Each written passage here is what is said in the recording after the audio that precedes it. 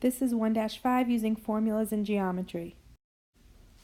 Let's take a look at the warm-up. So the first question, 12 squared means 12 times 12, which is 144. 7.6 squared means 7.6 times 7.6, which is 57.76. Square root of 64 means what times what is 64? That's the same number, and that would be 8 times 8, basically. So the square root of 64 is 8. The square root of 54 is not a perfect square. It does not have a number multiplied by itself that equals 54. So to simplify it, I build my factor tree, and that would be 9 times 6. For those of you that can see this already, the square root of 9 is 3. So I already know this is going to be 3 radical 6. But if you don't see that, you can keep going. 9 breaks down to 3 and 3. 6 breaks down to 3 and 2. And a pair can come out. So my pair of 3's comes out. And the leftovers stay inside, and it's multiplied. So 3 times 2 is 6. So 3 radical 6. 3 squared pi, that means 3 times 3, which is 9 pi.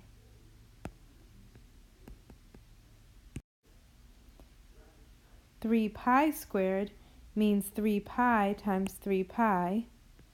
3 pi times 3 pi. 3 times 3 is 9, and pi times pi is pi squared. So that means that only the pi is squared in that case. The 9 came from the 3 squared. We're going to talk about perimeter and area. Perimeter is like a fence. It's the distance around a figure.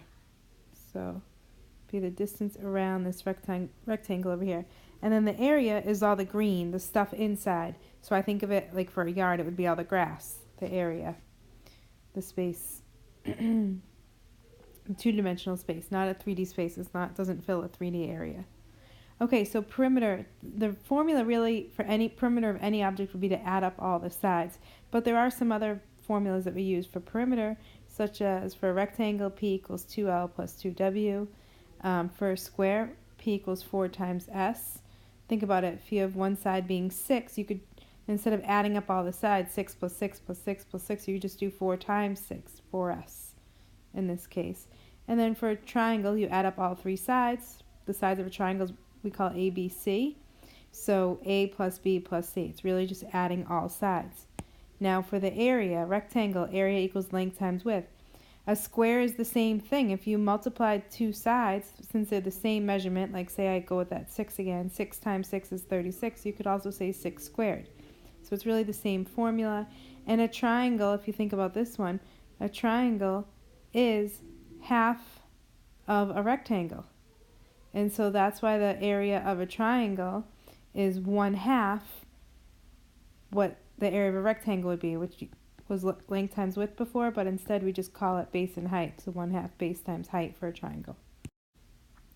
Okay, example 1 says to find the perimeter of the rectangle. Remember I told you perimeter is adding all sides. So I have 6 plus 4 plus this side is 6 and this is 4. So plus 6 plus 4. Rectangle's 4 sides, so I should be adding 4 sides. And that equals 20 inches. Now, I could have used the formula P equals 2L plus 2W. But it's the same thing. 2 times the length, 6, plus 2 times the width, 4. It doesn't matter which one's the length and which one's the width. And 12 plus 8, which is 20 inches. Okay? Now area. Area of a rectangle is length times width. Again, it doesn't matter because the order that we multiply or add does not matter. It's a commutative property. So 6 times 4 is what we're doing. And area equals 24 inches squared. The inches squared comes from the fact that it was 6 inches times 4 inches. Well, 6 times 4 is 24, and inches times inches can be written as inches squared. Just like if I said to you, write x times x another way, you would say x squared. It's the same idea. Okay, for the triangle, the perimeter, P equals add all the sides. They call them A plus B plus C, so we'll do the same thing. So P equals x plus 4 plus, notice I put the binomial in parentheses, plus 5x plus 6. Now since we're adding, those parentheses aren't too important here, so we can just combine like terms. My like terms would be x and 5x and then 4 and 6. X plus 5x is 6x. 4 and 6 is 10, so 6x plus 10 is the perimeter. Now for the area. Area is 1/2 times the base times the height. So the base is going to be the side that is perpendicular to the height. Notice if you went to the doctor's, for instance, and they asked you to stand up to be measured, you would not lay yourself this way to be measured. That is not the height. That piece of information is not needed in this case. It was only needed for the perimeter. So this isn't erasing very well, but that's okay. You get the idea. So 1/2 base times height. 1/2 times, this is my base, the 6, and this is my height, the x plus 4. So 1/2 times 6 times x plus 4. So this one didn't give us units, so I can just write units. And for the area, I would write units squared. Units squared. And again, because the base would have been units, and the heights would have been units, the height would have been units, and when you multiply units times units, you get units squared. Okay, example 2. The queen's quilt block includes 12 blue triangles. I drew my blue triangle right here for you. The base and height of each triangle are about 4 inches. So I put that they're about 4 inches right here. Find the approximate amount of fabric used to make them. Okay, well, fabric I know is going to be area, because if you look, I'll make polka dot fabric for you. Right? It's going to be that space, kind of like the grass in a yard. That's going to be my area. So I'm going to find the area of this, which is 1/2 base times height. Area equals 1/2 times 4 times 4. Well, half of 4 is 2 times 4 is 8. So 8 inches squared. But there are 12 triangles, remember. If there's 12 of them, I'm not going to draw all 12 for you, but you get the idea. We're going to have to multiply this. Okay, to have more of them, we're going to have to multiply. So that means that we would do 8 inches squared times 12 triangles, which is 96 inches squared. Okay, circumference and area. Circumference of a circle